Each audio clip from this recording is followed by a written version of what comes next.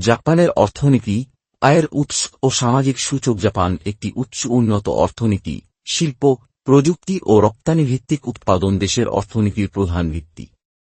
বিনিয়োগ, প্রযুক্তি উন্নয়ন, অটোমোবাইল ও ইলেকট্রনিক্স শিল্প প্রধান আয় উৎস। কৃষি ও সেবা খাত উল্লেখযোগ্য ভূমিকা রাখে।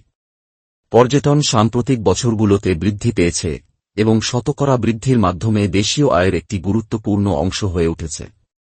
সমন্বিতভাবে জাপানকে বৈশ্বিক অর্থনীতিতে শীর্ষস্থানীয় অবস্থানধারী দেশগুলোর মধ্যে গণ্য করা হয়। গড় মাথাপিছু আয় আন্তর্জাতিক ডেটা অনুযায়ী $33,000 আশপাশে। শিক্ষার হার অত্যন্ত উচ্চ এবং জনশক্তির শিক্ষাগত স্তর বিশ্বমানের, এতে দেশীয় উদ্ভাবন ও বৈশ্বিক প্রতিযোগিতায় সুবিধা আসে।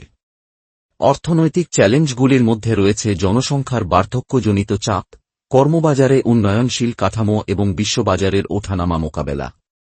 ভবিষ্যৎ নীতিতে প্রযুক্তি ও মানব সম্পদ বিনিয়োগ বাড়িয়ে টেকসই বৃদ্ধির লক্ষ্যে কাজ চলছে।